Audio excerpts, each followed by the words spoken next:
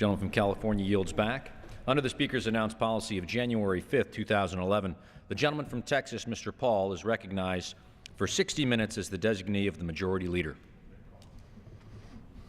I thank you, Mr. Speaker. I ask unanimous consent to revise and extend my remarks. Without objection, so ordered. Mr. Speaker, this may be the last time I speak on the House floor. At the end of the year, I'll leave Congress after 23 years in office over a 36-year period.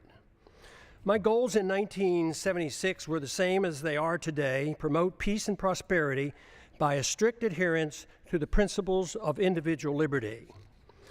It was my opinion that the course of the U.S. embarked on in the latter part of the 20th century would bring us a major financial crisis and engulf us in a foreign policy that would overextend us and undermine our national security.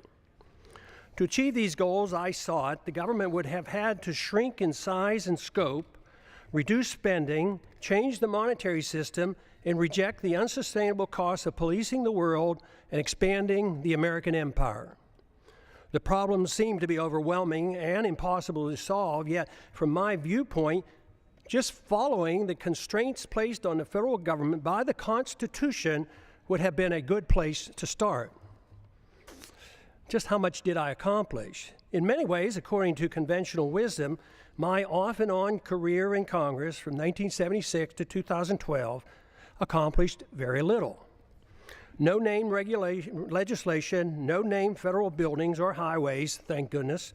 In spite of my efforts, the government has grown exponentially, taxes remain excessive, and the prolific increase of incomprehensible regulations continues.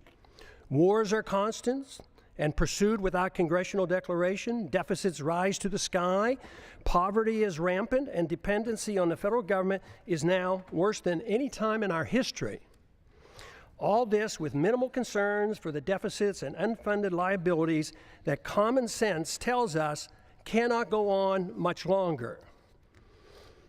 A grand but never mentioned bipartisan agreement allows for the well-kept secret that keeps the spending going. One side doesn't give up 1 penny on military spending, the other side doesn't give up 1 penny on welfare spending, while both sides support the bailouts and the subsidies for the banking and the corporate elite. And the spending continues as the economy weakens and the downward spiral continues. As the government continues fiddling around, our liberties and our wealth burn in the flames of a foreign policy that makes us less safe. The major stumbling block to real change in Washington is the total resistance to admitting that the country is broke. This has made compromising just to agree to increase spending inevitable, since neither side has any intention on cutting spending. The country and the Congress will remain divisive since there's no loot left to divvy up.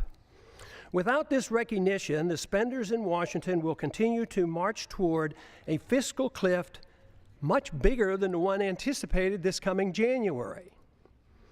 I've thought a lot about why those of us who believe in liberty as a solution have done so poorly in convincing others of its benefits. If liberty is what we claim it is, the principle that protects all personal, social, and economic decisions necessary for maximum prosperity and the best chance for peace, it should be an easy sell.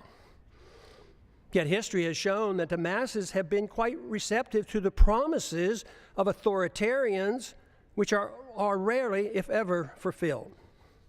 Should we have authoritarianism or liberty? If authoritarianism leads to poverty and war and less freedom for all individuals and is controlled by rich special interests, the people should be begging for liberty. There certainly was a strong enough sentiment for more freedom at the time of our founding that motivated those who were willing to fight in the revolution against the powerful British government. During my time in Congress, the appetite for liberty has been quite weak. The understanding of its significance negligible.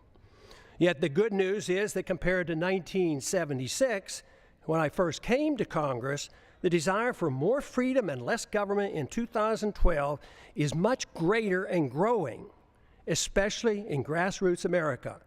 Tens of thousands of teenagers and college-age students are, with great enthusiasm, welcoming the message of liberty. I have a few thoughts as to why the people of a country like ours, once the freest and most prosperous, allowed the conditions to deteriorate to the degree that they have.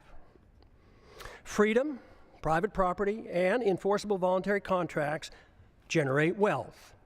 In our early history, we were very much aware of this. But in the early part of the 20th century, our politicians promoted the notion that the tax and monetary system had to change.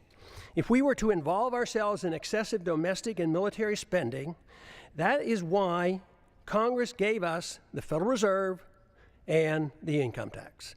The majority of Americans and many government officials agreed that sacrificing some liberty was necessary to carry out what some claim to be progressive ideas.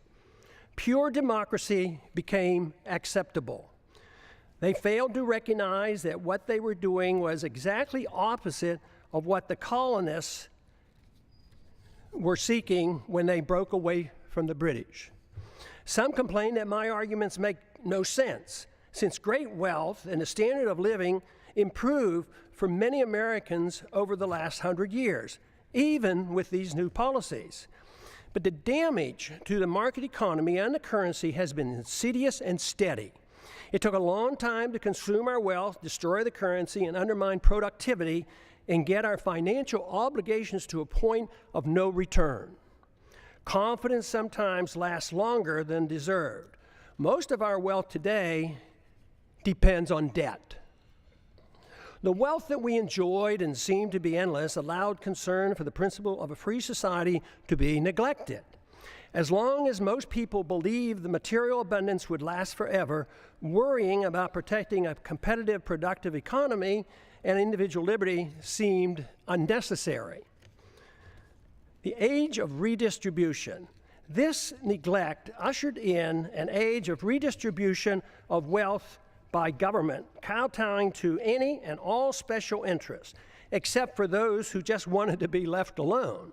That is why today, money in politics far surpasses money currently going into research and development and productive entrepreneurial efforts.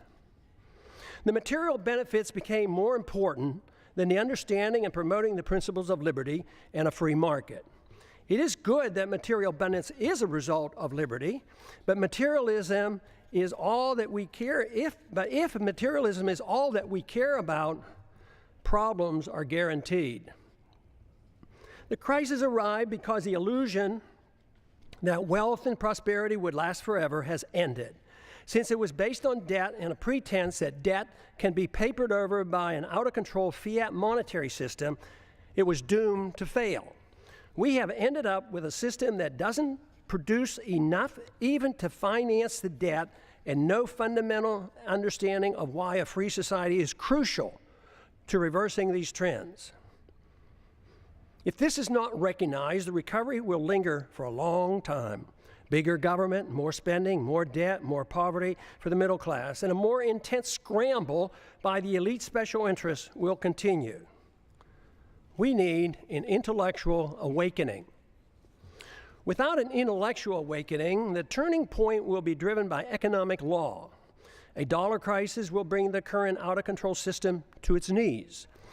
If it's not accepted that big government, fiat money, ignoring liberty, central economic planning, welfarism, and warfarism caused our crisis, we can expect a continuous and dangerous march toward corporatism and even fascism, with even more loss of our liberties.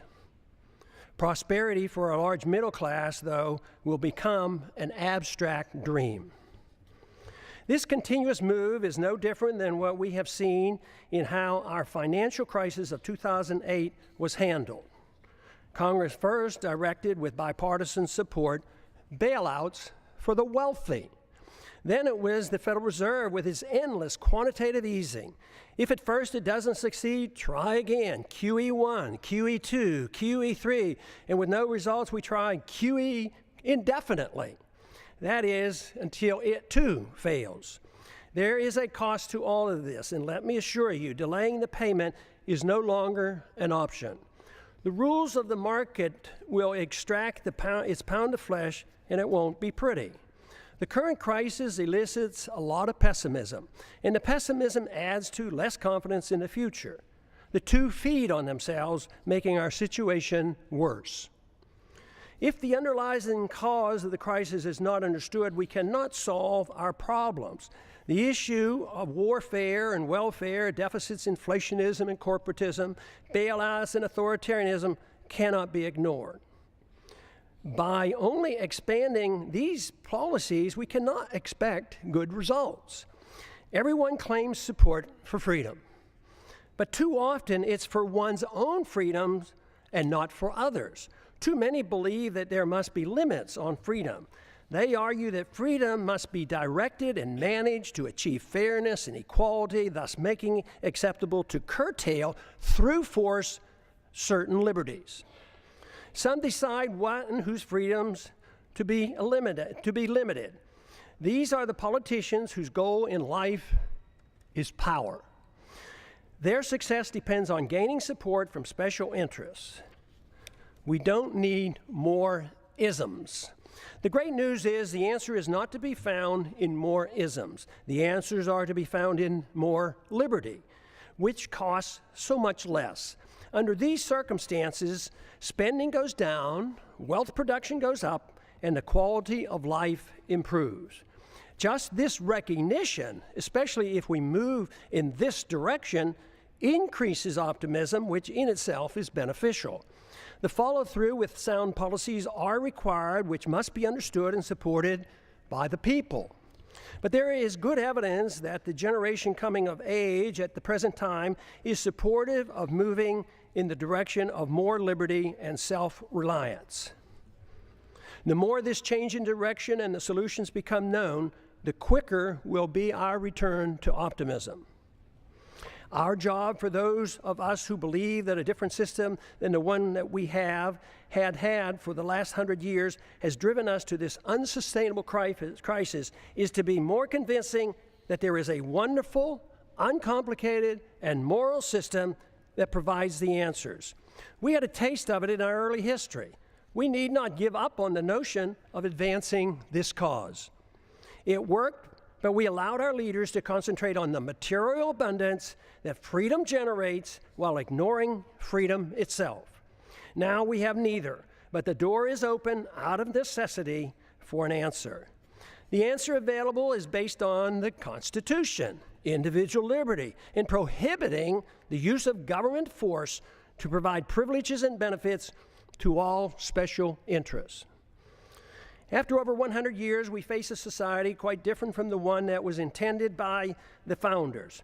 In many ways, their efforts to protect future generations with the Constitution from this danger has failed. Skeptics at the time of the Constitution, was written in 1787, warned us of today's possible outcome. The insidious nature of the erosion of our liberties and the reassurance our great abundance gave us allowed the process to evolve into a dangerous period in which we now live. Dependency on government largesse. Today, we face a dependency on government largesse for almost every need. Our liberties are restricted and government operates outside the rule of law, protecting and rewarding those who buy or coerce government into satisfying their demands. Here are a few examples. Undeclared wars are commonplace. Welfare for the rich and poor is considered an entitlement. The economy is overregulated, overtaxed, and grossly distorted by a deeply flawed monetary system. Debt is growing exponentially. The Patriot Act and FISA legislation passed without much debate have resulted in a steady erosion of our Fourth Amendment rights. Tragically, our government engages in preemptive war, otherwise known as aggression, with no complaints from the American people. The drone warfare we are pursuing worldwide is destined to end badly for us as the hatred builds for innocent lives lost and the international laws flaunted. Once we are financially weakened and militarily challenged, there will be a lot of resentment thrown our way. It's now the law of the land that the military can arrest American citizens, hold them indefinitely without charges or a trial. Rampant hostility toward free trade is supported by a large number in Washington. Supporters of sanctions, currency manipulation, and WTO trade retaliation call the true free traders isolationists. Sanctions are used to punish countries that don't follow our orders. Bailouts and guarantees of all kinds of misbehavior are routine. Central economic planning through monetary policy, regulations, and legislative mandates has been acceptable policy. I have a few questions. Excessive government has created such a mess, it prompts many questions. Why are sick people who use medical marijuana put in prison? Why does the federal government restrict the drinking of raw milk? Why can't American manufacturers rope and other products from hemp? Why are Americans not allowed to use gold and silver as legal tender as mandated by the Constitution? Why is Germany concerned enough to consider repatriating their gold held by the Fed for her in New York? Is it that the trust in the U.S. and dollar supremacy beginning to wane? Why do our political leaders believe it's necessary to thoroughly audit? Why do our political leaders believe it's unnecessary to thoroughly audit our own gold? Why can't Americans decide which type of light bulbs they can buy? Why is it the TSA permitted to abuse the rights of any American traveling by air? Why should there be mandatory sentences, even up to life, for crimes without victims, as our drug laws require? Why have we allowed the federal government to regulate commodes in our homes? Why is it political suicide for anyone to criticize AIPAC? Why haven't we given up on the drug war, since it's an obvious failure and violates the people's rights? Has nobody noticed that the authorities can't even keep drugs out of the prisons? How can making our entire society a prison solve the problem? Why do we sacrifice so much getting necessarily involved in border disputes and civil strife around the world and ignore the root cause of the most dangerous, deadly border in the world, the one between Mexico and the United States? Why does Congress willingly give up its prerogatives to the executive branch? Why does changing the party in power never change policy? Could it be that the views of both parties are essentially the same? Why did the big banks, the large corporations, and foreign banks and foreign central banks get bailed out in 2008, and the middle class lost their jobs and their homes? Why do so many in the government and the federal officials believe that creating money out of thin air creates wealth? Why do so many accept the deeply flawed principle that government bureaucrats and politicians can protect us from ourselves without totally destroying the principle of liberty? Why can't people understand that war always destroys wealth and liberty? Why is there so little concern for the executive order that gives the president authority to establish a kill list, including American citizens, of those targeted for assassination? Why is patriotism thought to be blind loyalty to the government and the politicians who run it, rather than loyalty to the principles of liberty and support for the people? Real patriotism is a willingness to challenge the government when it's wrong. Why is it claimed that if people won't or can't take care of their own needs, that people in government are able to do it for them? Why did we ever give the government a safe haven for initiating violence against the people? Why do so many members defend free markets but not civil liberties? Why do so many members defend civil liberties but not free markets? Aren't they the same? Why don't more defend both economic liberty and personal liberty? Why are there not more individuals who seek to intellectually influence others to bring about positive changes, those who seek changes, than those who seek power to force others to obey their commands? Why does the use of religion to support a social gospel and preemptive wars, both of which require authoritarians to use violence or the threat of violence, go unchallenged? Aggression and forced redistribution of wealth has nothing to do with the teachings of the world's great religions. Why do we allow the government and the Federal Reserve to disseminate false information dealing with both economic and foreign policy? Why is democracy held in such high esteem when it's the enemy of the minority and makes all rights relative to the dictates of the majority? Why should anyone be surprised that Congress has no credibility since there's such a disconnect between what politicians say and what they do? Is there any explanation for all the deception, the unhappiness, the fear of the future, the loss of confidence in our leaders, the distrust and the anger and frustration? Yes, there is.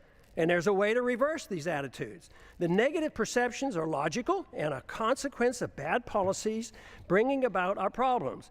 Identification of the problems and recognizing the cause allow the proper changes to come easily.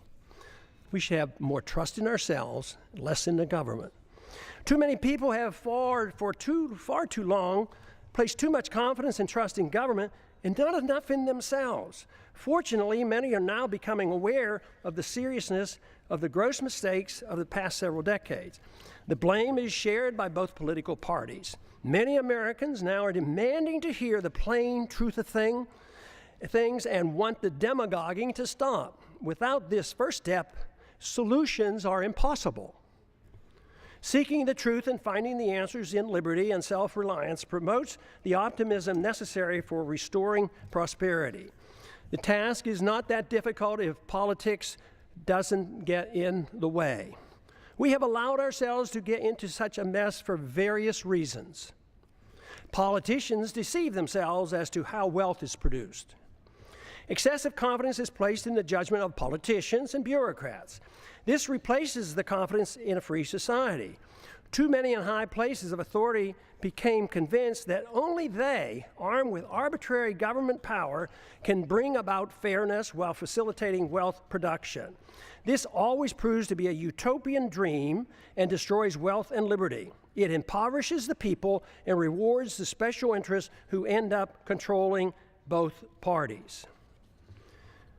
It's no surprise that much of what goes on in Washington is driven by aggressive partisanship and power seeking, with philosophic differences being minor.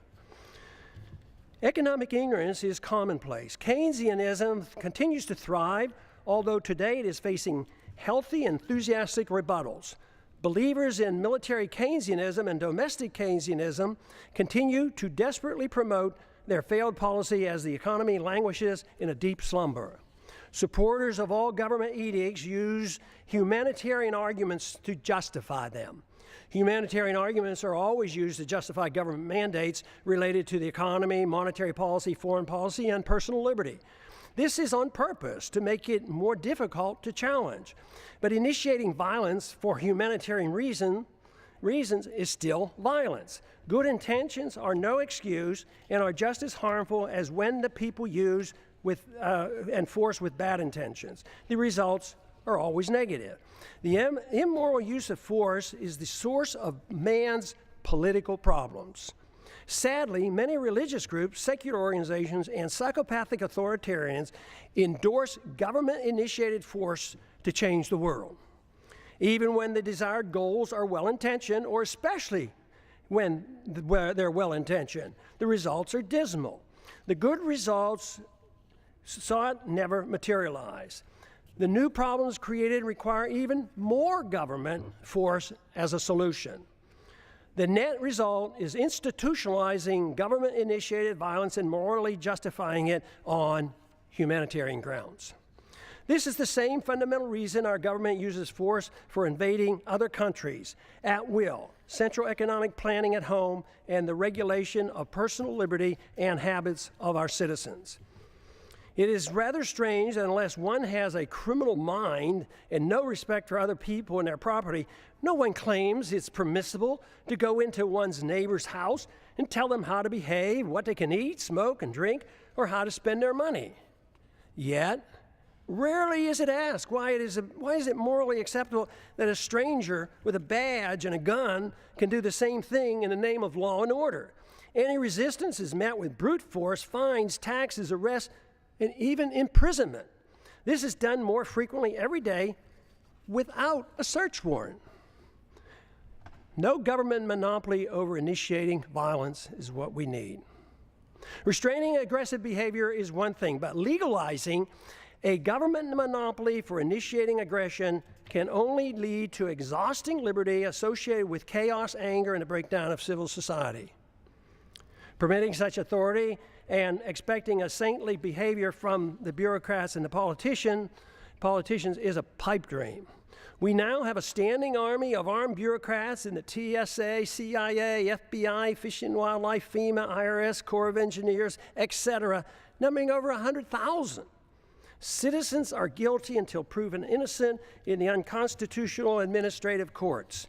Government in a free society should have no authority to meddle in the social activities or the economic transactions of individuals, nor should government meddle in the affairs of other nations. All things peaceful, even when controversial, should be permitted. We must reject the notion of prior restraint in economic activity, just as we do in the area of free speech and religious liberty. But even in these areas, government is starting to use a backdoor approach of political correctness to regulate speech, a very dangerous trend.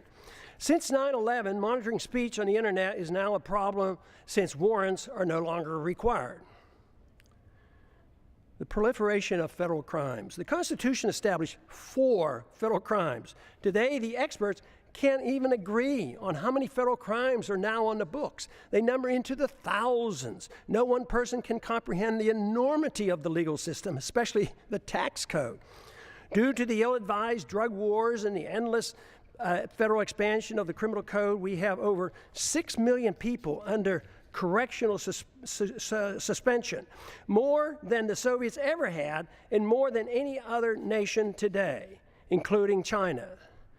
I don't understand the complacency of the Congress and the willingness to continue their obsession with passing more federal laws. Mandatory sentencing laws associated with drug laws have compounded our prison problems.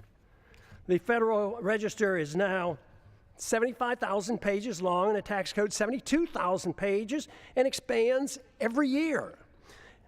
When will the people start shouting, "Enough is enough," and demand Congress to cease and desist? What we should be doing is achieving liberty. Liberty can only be achieved when government is denied the aggressive use of force. If one seeks liberty, a precise type of government is needed. To achieve it, more than lip service is required. There are 2 choices available. 1, a government designed to protect liberty is a natural right as its sole objective. The people are expected to care for themselves and reject the use of any force for interfering with another person's liberty. Government is given a strictly limited authority to enforce contracts, property ownerships, settles disputes, and defend against foreign aggression. Number 2, a government that pretends to protect liberty but is granted power to arbitrarily use force over the people and foreign nations. Though the grant of power many times is meant to be small and limited, it inevitably metastasizes into an omnipotent political cancer. This is the problem for which the world has suffered throughout the ages. Though meant to be limited, it nevertheless is a 100% sacrifice of the principle that would-be tyrants find irresistible. It is used vigorously, though incrementally and insidiously. Granting power to government officials always proves the adage that power corrupts. Once government gets a limited concession for the use of force to mold people's habits and plan the economy, it causes a steady erosion and a steady move toward tyrannical government. Only a revolutionary spirit can reverse the process and deny the government this arbitrary use of aggression. There is no in-between. Sacrificing a little liberty for imaginary safety always ends badly. Today's mess is a result of Americans accepting option number 2, even though the founders attempted to give us option number 1. The results are not good. As our liberties have been eroded, our wealth has been consumed. The wealth we see today is based on debt and a foolish willingness on the part of foreigners to take our dollars for goods and services. Then they loan them back to us to perpetuate our debt system. It's amazing that it has worked for this long, but the impasse in Washington in solving our problems indicate that many are starting to understand the seriousness of this worldwide debt crisis and the dangers we face. The longer this process continues, the harsher the outcome will be. The financial crisis is actually a moral crisis. Many are acknowledging that a financial crisis looms, but few understand it's in reality a moral crisis. It's the moral crisis that has allowed our liberties to be undermined and permits the exponential growth of illegal government power. Without a clear understanding of the nature of the crisis, it will be difficult to prevent a steady march toward tyranny and the poverty that will accompany it. Ultimately, the people have to decide which form of government they want, option number 1 or option number 2.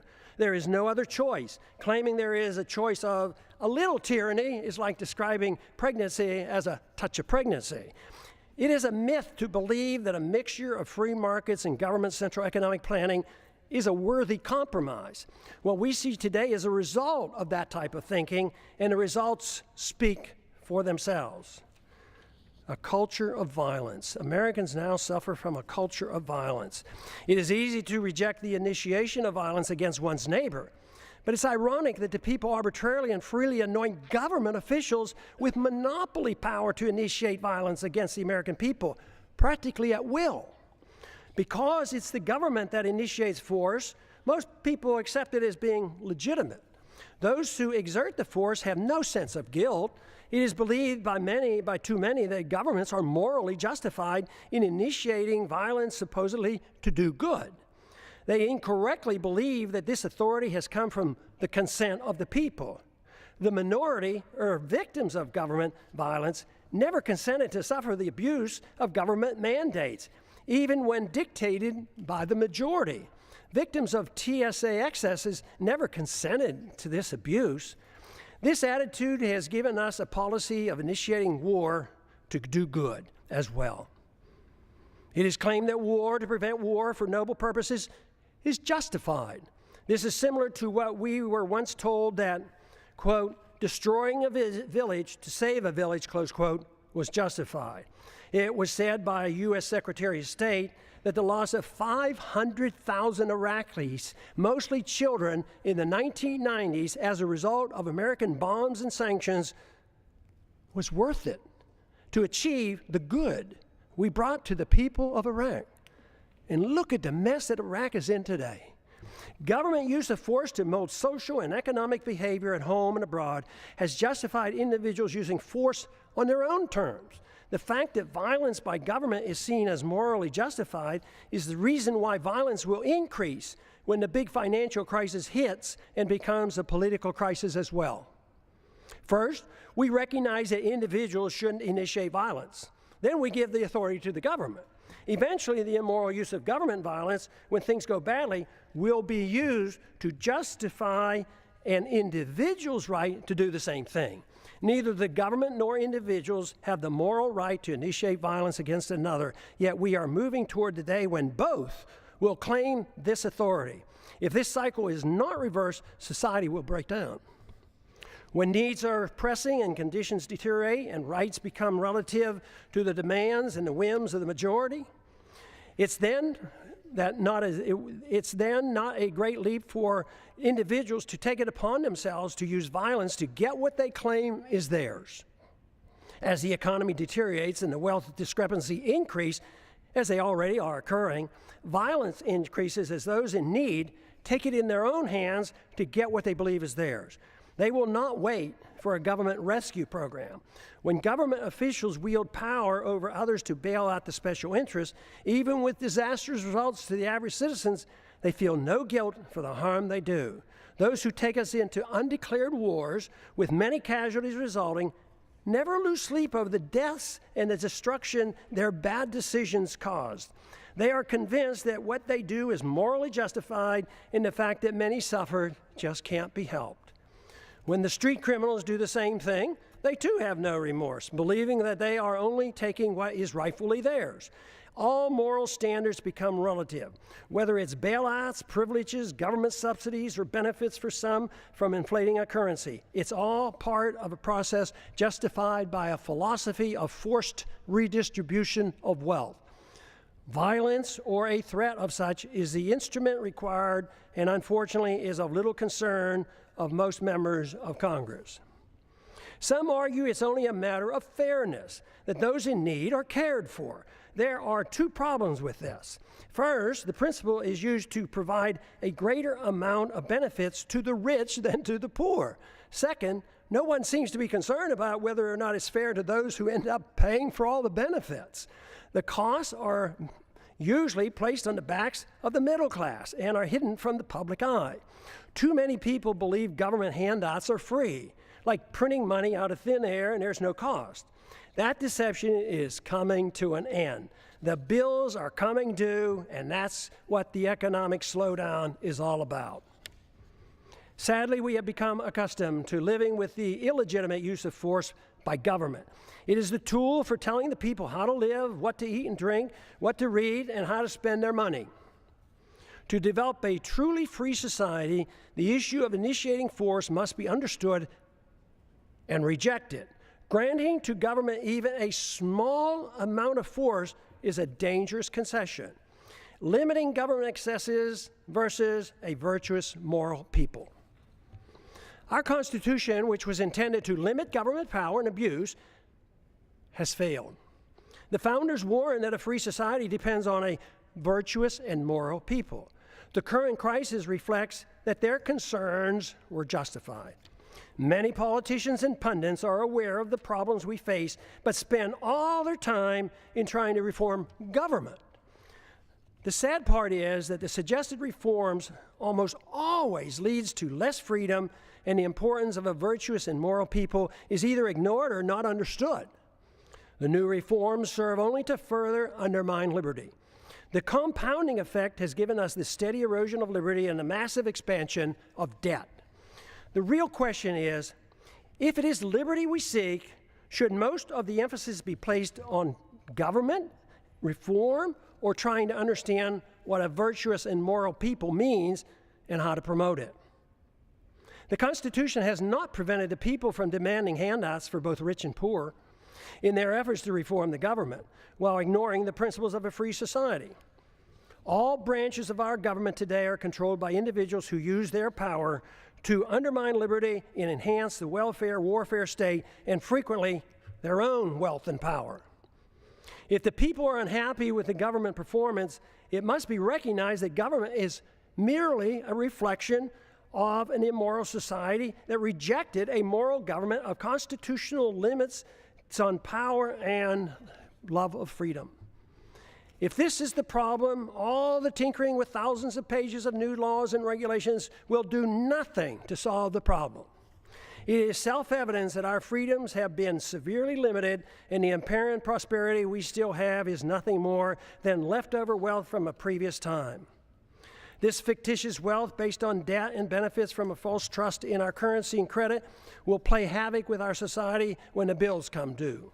This means that the full consequence of our lost liberties is yet to be felt. But that illusion is now ending. Reversing a downward spiral depends on accepting a new approach. Expect the rapidly expanding homeschooling movement to play a significant role in the revolutionary reforms needed to rebuild a free society with constitutional protections. We cannot expect a federal government-controlled school system to provide the intellectual ammunition to combat the dangerous growth of government that threatens our liberties. The internet will provide the alternative to the government media complex that controls the news and most political propaganda. This is why it's essential that the internet remains free of government regulation. Many of our religious institutions and secular organizations support greater dependency on the state by supporting war, welfare, and corporatism, and ignore the need for a virtuous people. I never believed that the world or our country could be made more free by politicians if the people had no desire for freedom. Under the current circumstances, the most we can hope to achieve in the political process is to use it as a podium to reach the people, to alert them of the nature of the crisis and the importance of their need to assume responsibility for themselves. If it is liberty that they truly seek, without this, a constitutionally protected free society is impossible. If this is true, our individual goal in life ought to be for us to seek virtue and excellence and recognize that self-esteem and happiness only comes from using one's natural ability in the most productive manner possible, according to one's own talents. Productivity and creativity are the true source of personal satisfaction. Freedom and not dependency provides the environment needed to achieve these goals.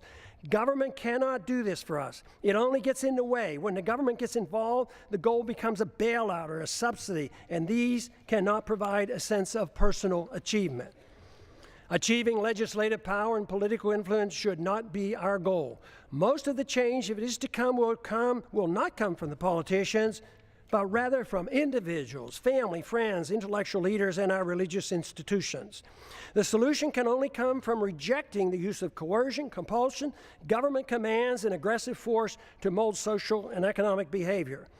Without accepting these restraints, inevitably the consensus will be to allow the government to mandate economic equality and obedience to the politicians who gain power and promote an environment that smothers the freedoms of everyone. It is then that the responsible individuals who seek excellence and self-esteem by being self-reliant and productive become the victims. In conclusion, what are the greatest dangers that the American people face today that impede the goal of a free society? There are 5. The continuous attack on our civil liberties, which threaten the rule of law and our ability to resist the onrush of tyranny. Number 2, violent anti-Americanism that has engulfed the world.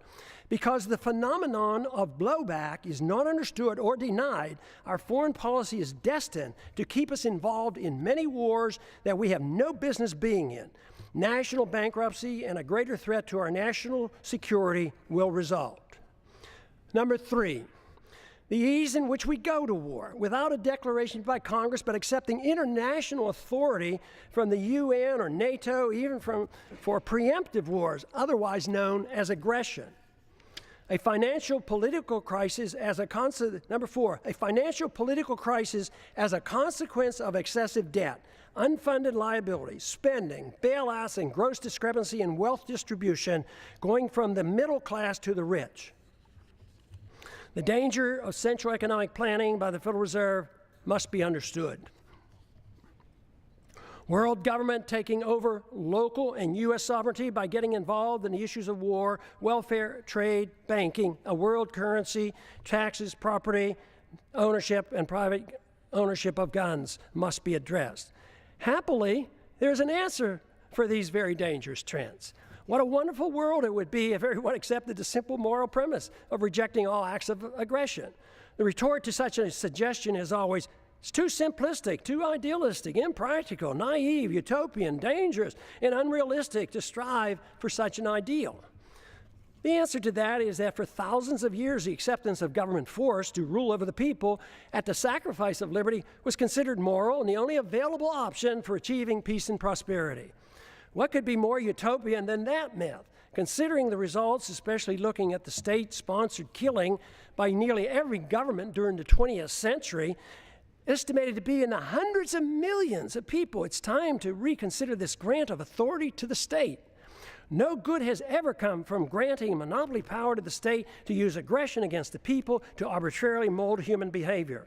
Such power, when left unchecked, becomes the seed of an ugly tyranny. This method of governance has been adequately tested, and the results are in. The reality dictates we try liberty. The idealism of non-aggression and rejecting the offensive use of force should be tried.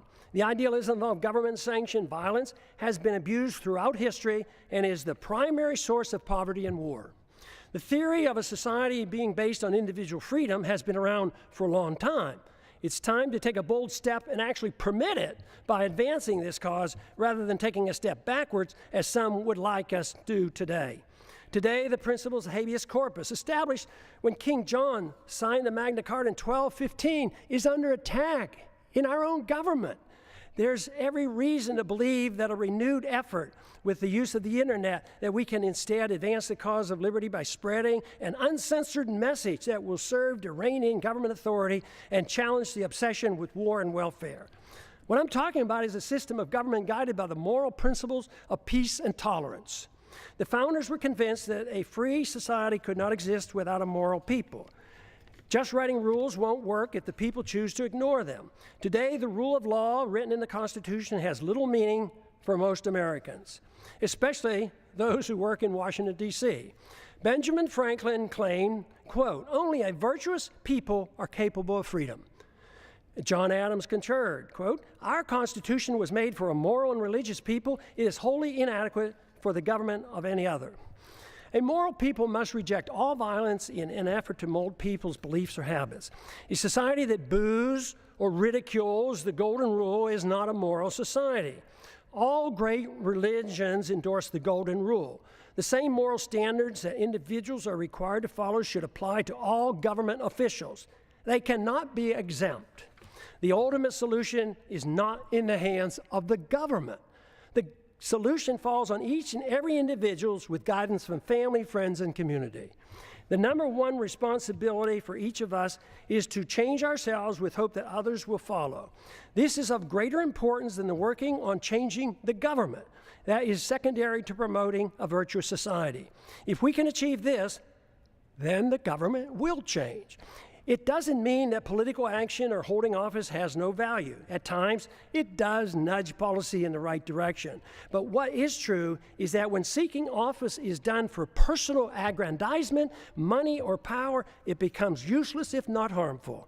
When political action is taken for the right reasons, it's easy to understand why compromise should be avoided. It's also become clear why progress is best achieved by working with coalitions, which bring people together without anyone sacrificing his principles. Political action, to be truly beneficial, must be directed toward changing the hearts and minds of the people, recognizing that it's virtue and morality of the people that allow liberty to flourish. The Constitution or moral laws per se have no value if the people's attitudes aren't changed. To achieve liberty and peace, two powerful human emotions have to be overcome. Number one is envy, which leads to hate and class warfare. Number two is intolerance, which leads to bigoted and judgmental policies. These emotions must be replaced with a much better understanding of love, compassion, tolerance, and free market economics. Freedom, when understood, brings people together. When tried, freedom is popular. The problem we have faced over the years has been that economic interventionists are swayed by envy, whereas social interventionists are swayed by intolerance or of habits and lifestyles. The misunderstanding that tolerance is an endorsement of certain activity motivates many to legislate moral standards which should only be set by individuals making their own choices. Both sides use force to deal with these misplaced emotions. Both are authoritarians. Neither endorses voluntarism. Both views ought to be rejected. I have come to one firm conviction after these many years of trying to figure out the plain truth of things. The best chance for achieving peace and prosperity for the maximum number of people worldwide is to pursue the cause of liberty. If you find this to be a worthwhile message, spread it throughout the land. And I yield back the balance of my time. It's back.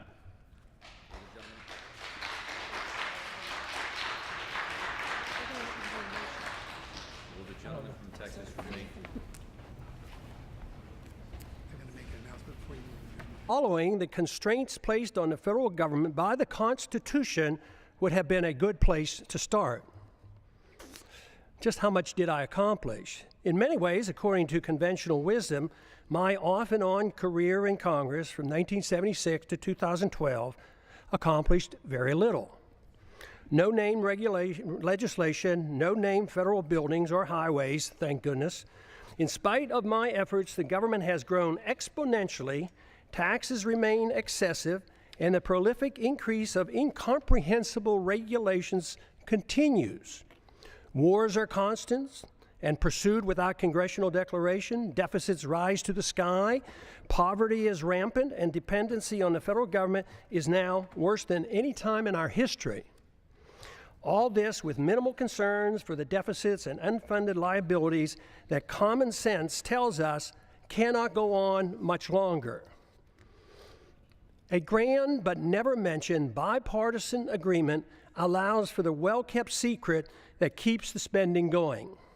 One side doesn't give up 1 penny on military spending. The other side doesn't give up 1 penny on welfare spending. While both sides support the... Gentleman from California yields back. Under the Speaker's announced policy of January 5th, 2011, the gentleman from Texas, Mr. Paul, is recognized for 60 minutes as the designee of the Majority Leader. I thank you, Mr. Speaker. I ask unanimous consent to revise and extend my remarks. Without objection, so ordered. Mr. Speaker, this may be the last time I speak on the House floor. At the end of the year, I'll leave Congress after 23 years in office over a 36-year period. My goals in 1976 were the same as they are today: promote peace and prosperity by a strict adherence to the principles of individual liberty. It was my opinion that the course of the U.S. embarked on in the latter part of the 20th century would bring us a major financial crisis and engulf us in a foreign policy that would overextend us and undermine our national security. To achieve these goals, I sought the government would have had to shrink in size and scope, reduce spending, change the monetary system, and reject the unsustainable costs of policing the world and expanding the American empire. The problems seem to be overwhelming and impossible to solve, yet from my viewpoint, just to the degree that they have. Freedom, private property, and enforceable voluntary contracts generate wealth. In our early history, we were very much aware of this. But in the early part of the 20th century, our politicians promoted the notion that the tax and monetary system had to change. If we were to involve ourselves in excessive domestic and military spending, that is why Congress gave us the Federal Reserve and the income tax. The majority of Americans and many government officials agreed that sacrificing some liberty was necessary to carry out what some claim to be progressive ideas. Pure democracy became acceptable. They failed to recognize that what they were doing was exactly opposite of what the colonists were seeking when they broke away from the British. Some complain that my arguments make no sense, since great wealth and the standard of living improved for many Americans over the last 100 years, even with these new policies. But the damage to the market economy and the currency has bailouts and the subsidies for the banking and the corporate elite. And the spending continues as the economy weakens and the downward spiral continues. As the government continues fiddling around, our liberties and our wealth burn in the flames of a foreign policy that makes us less safe. The major stumbling block to real change in Washington is the total resistance to admitting that the country is broke. This has made compromising just to agree to increase spending inevitable, since neither side has any intention on cutting spending. The country and the Congress will remain divisive since there's no loot left to divvy up. Without this recognition, the spenders in Washington will continue to march toward a fiscal cliff much bigger than the one anticipated this coming January. I've thought a lot about why those of us who believe in liberty as a solution have done so poorly in convincing others of its benefits. If liberty is what we claim it is, the principle that protects all personal, social, and economic decisions necessary for maximum prosperity and the best chance for peace, it should be an easy sell. Yet history has shown that the masses have been quite receptive to the promises of authoritarians, which are rarely, if ever, fulfilled. Should we have authoritarianism or liberty? If authoritarianism leads to poverty and war and less freedom for all individuals and is controlled by rich special interests, the people should be begging for liberty. There certainly was a strong enough sentiment for more freedom at the time of our founding that motivated those who were willing to fight in the revolution against the powerful British government. During my time in Congress, the appetite for liberty has been quite weak. The understanding of its significance negligible. Yet the good news is that compared to 1976, when I first came to Congress, the desire for more freedom and less government in 2012 is much greater and growing, especially in grassroots America. Tens of thousands of teenagers and college-age students are, with great enthusiasm, welcoming the message of liberty. I have a few thoughts as to why the people of a country like ours, once the freest and most prosperous, allowed the conditions to deteriorate